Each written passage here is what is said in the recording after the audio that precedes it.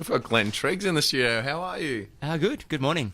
Hope you guys can hear me all right over the radio waves. Yeah. Yeah. Is this your first radio experience? I've been on some radio shows before. I might take these headphones off. Been on some radio shows before and, talking about different film projects. So, it's good to be up here in Emerald this morning. I woke up mere moments ago to drive up here. So I said, it's a public holiday. What am I doing? Well, on the drive here, there was no cars. And I was like, something happened. And then, I listened to you guys on the way up. And, I realised it was a public holiday. So You forget, don't you? Yeah. Well, I work from home. So every day is a weekend and every day is a weekday at the exact same time. So as I'm losing my voice. Leisure. Yeah. So, it's good to be on the show. Breakfast. Thanks. With, We are so privileged and glad to have you. Yeah, so I think it's is it breakfast with Clint and Ange, or is it Ange and Clint? What's the is there a Well, we felt, even though obviously I'm more important, we felt that that Clint and Ange had a better ring to it rather than Ange and Clint. Yeah. So it just stops. Clint and Ange. We chatted about it over a toasted sandwich and... Okay. Don't get me started. Sandwich wasn't really toasted. Okay. Anyway, that's a whole different story. So how long have you been in the filmmaking business? Since I sort of started high school, so quite a long time. Started making films when I was very young, really awful home movies, and then it sort of slowly escalated to different projects. And some people have made a lot of money off of awful home movies. That for sure.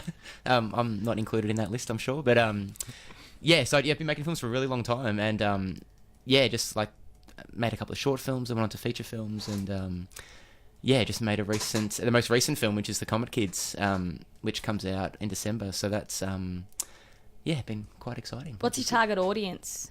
We realised our target audience was grade 3 and 4s. Grade 3 and 4 is very precise. Yeah, because we did some testing and we found that they reacted the best to the film. So it's also for adults. Like I think like parents will really enjoy it, but the key target is young kids. Yeah, like primary school sort of kids. They seem to really get something out of it, which is great. So, that's the audience. Fantastic. Have you entered it into any film festivals? Yeah, we've entered about 10 festivals, which are yet to be announced. So, fingers crossed we get into some of those. And we've got a cinema release also coming up in mid-November. So check your newspapers close to then. They'll just be sort of locally around Melbourne, and a screening in Sydney and Brisbane, which is being booked at the moment. So, it's all sort of happening, which is it's good. national. It's gone national. We might give a few tickets away. Yeah. If we acquire any. Yeah. I'll wait till they're all sort of officially booked in, and I'll let you guys know. But that'd be great for sure. So, if people want to sort of check out, I think you guys might have posted Just shared the trailer on the Facebook page then. Yeah, so if you Facebook, I think it's facebook.com/the Comet Kids, you can find a whole bunch of stuff there. We'll post everything about the movie there, and you guys. I'm loving the behind the scenes clips that have gone up lately. Really cool. Yeah, we put up a lot of that sort of stuff just to get people interested, and there's a documentary that'll come out on DVD as well with the film, which actually took almost longer to edit than the movie took to edit, which is kind of ridiculous. Crazy. But that's what happens, I guess. So. Do you feature in the film? No.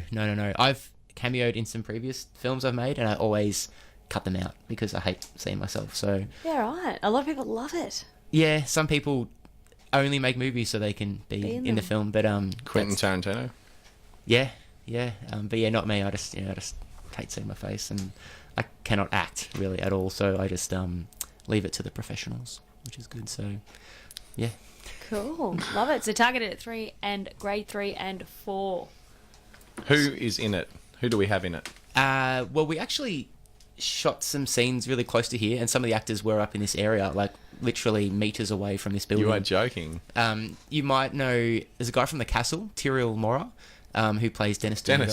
Yeah, the photocopy lawyer guy. Does he live around here? No, he lives in Sydney, but okay. we met up around here because we shot just down at Emerald Lake, I think it's called, or Emerald Park, is it? Oh, Emerald Park Lake? Nice and local.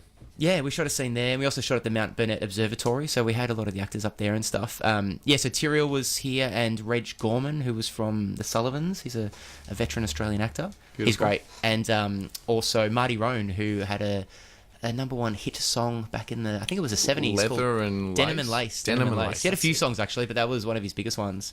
And he's just released a... He's still going. Yeah, he's got. I did a video clip for him recently. So he's still making music. Elvis songs or something, was it? Yeah, he did I like an heard. Elvis sort of style song, and he's over in the States now recording an album. He got a record deal in the States. He was Good over on there for a him. couple of months, and Yeah. it all sort of happened for him, which was great. So yeah, so they're sort of like our biggest stars, and then we've got the kids, like the main kids. And they're local?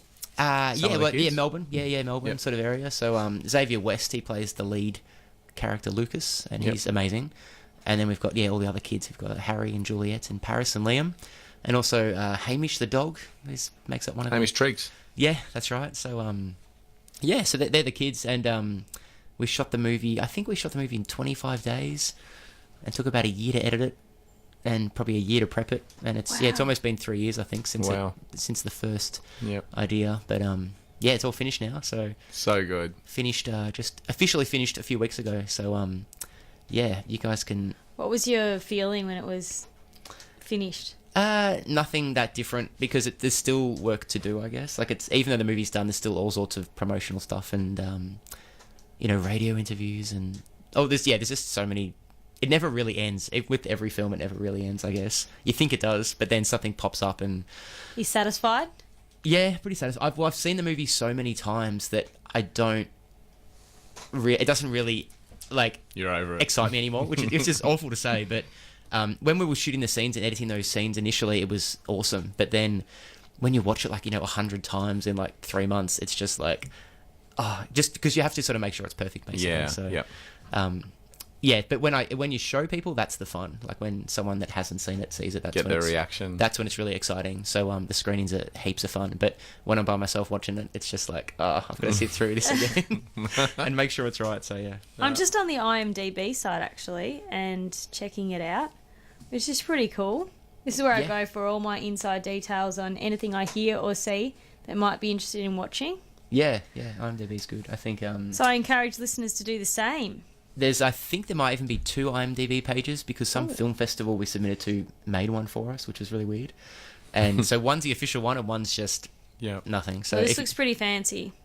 yeah, I'm not sure exactly what's on that page, but there should be a whole bunch of stuff about the should be some photos. Yeah, there you go. That's the one. So I'm sure the So link is like professional. imdb.com/5768. How long does the film actually go for? It goes for exactly an hour and 32 minutes and 17 seconds, Wow. I believe. So it's sad, I know that, isn't it? No, cool. They're the sort of questions that we need to be asking, and they're the sort of answers we want. What happens at the end? Do we want to... Don't spoiler alert it. No, don't. Clint. Well, I don't think we've even said the storyline of the film. That's Yeah, what happens in it?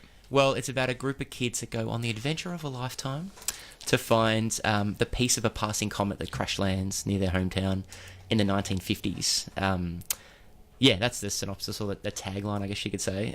It's set in America, so we had to make everything look American and All right. 1950s. Yep. I was going to say, how did you go with the costumes? Costumes weren't too hard. The kids sort of did a lot of their own costumes, which was great. And op shops. I think we actually bought a pair of shoes from the op shop just across the road from here. Beautiful. Moments before we filmed about a year and a bit ago. So, yeah, op shops are great. Op shops are a really good place to find, all sorts of stuff. So Old things. we op shopped costumes, basically. Yeah. Oh, the kids are adorable just scrolling through the photos. And Clint, there's- you got to jump on the IMDb page when you get a chance. I think I will. And then I'm going to follow the link to the Are we official s- Facebook page. Are we sponsored by IMDb or something? There's No. a lot of chat. A lot of... You'll get a call later today. Yeah. The bikes in the film. Really cool bikes. Really cool old bikes. Yeah, they were difficult to find. We just ended up buying them from a woman that she fixes up bikes in. Yep. She's in the city. Found her on Gumtree. Yeah. And she was selling a bike, and I said, I need 6 of these, and she's like, okay, give me 2 weeks. Beautiful. And so she dropped them off to us at one of our rehearsals, and all the kids jumped on, and the bikes were great, and then they started falling apart sometimes, mid takes, and Oh, no. chains came off, and seats came off, and brakes didn't work, but Yeah. we made it work. So, Yeah. but Do you have any left? I've got them all left, and they're in pieces at the moment. They're Cool. we threw them off because one of the last scenes we had to throw them off this cliff. So Yeah. yeah, they're kind of a bit wrecked at the moment. Mangled. They're all. I've still got them. I want to keep them for Yeah. forever. I'm sure if you brought them down to the men's shed, they could make like an amazing piece of, like a display piece of furniture or something like that with some mangled up bike pieces. What do they do? Do they do Everything. steel I don't know. works Is or it more? something? Is it more woodwork? Probably is, but you know, you could make it a nice display piece. That'd be That's cool. cool. You could sell them when your movie. You know, in 10 Yeah. years' time, people looking back, and it's a piece of history from Comet. If it takes off, yeah, that's. It will I always take think off. that sometimes. I keep a lot Yeah. of props and costumes, just in case. just maybe. in case, I know, it's absolutely going to take off. I think was it Sean Astin?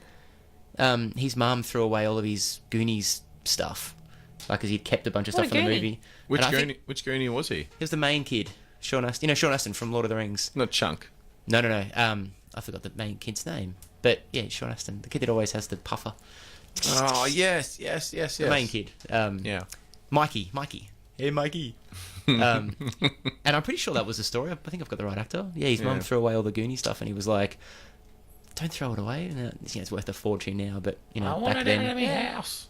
yeah, probably, yeah. Bloody mothers. Sorry. Anyway, stick around, Yeah. Glenn, because we're playing Australian songs today. So you have a request. Yeah, I'm a huge Alex Lloyd fan. Always have been. Yeah. And He's He's amazing. That's true. Pause for laughter.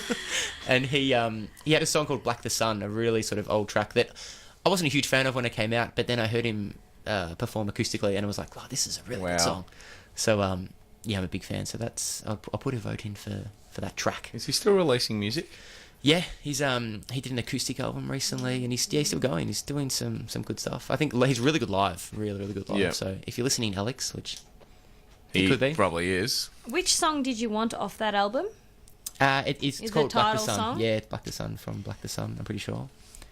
Okay. It's a good track. Awesome. Well, we'll have a listen to that, and then we'll play another Alex Lloyd song for the double shots. If you've got a request, 0497 102 000 is the text line. It's Alex Lloyd with Black the Sun. And Glenn Triggs live in the studio. You gonna stick around, Glenn? Sure. Thank you, mate.